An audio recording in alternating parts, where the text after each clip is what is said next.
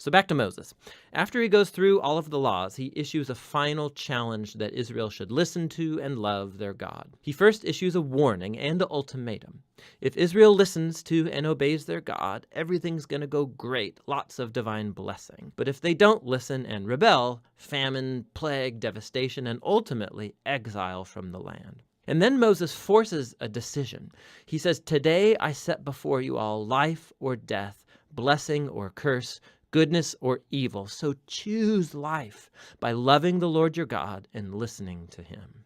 But then Moses says this. He says, "I know that after I die, you're going to rebel and turn away from God and end up in exile." Which is kind of a downer. But then again, he's been with these people for decades, and it becomes clear that his hopes are not very high. But all is not lost, Moses says.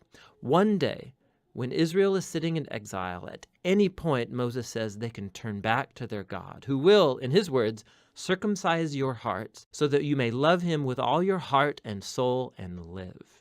Now, this is a vivid metaphor that's saying something is fundamentally wrong with Israel's heart. It's stubborn and hard. And it's the same thing wrong with the heart of all of humanity. This is going all the way back to the rebellion in the garden. Humans seized autonomy from God. They wanted to define good and evil for themselves, and they ruined God's good world as a result. But one day, Moses says, God is going to do something to transform the hearts of his people so that they can truly listen to and love God from the heart and be led back to true life. And this is the promise that gets picked up by the later biblical prophets, Jeremiah and Ezekiel, the hope for a new heart.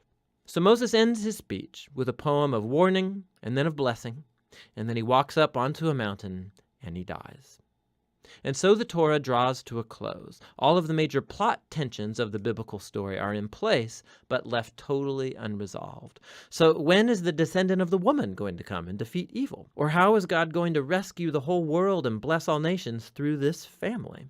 And how can God's holiness be reconciled with people who are continually rebellious? And how is God going to transform the hearts of his people?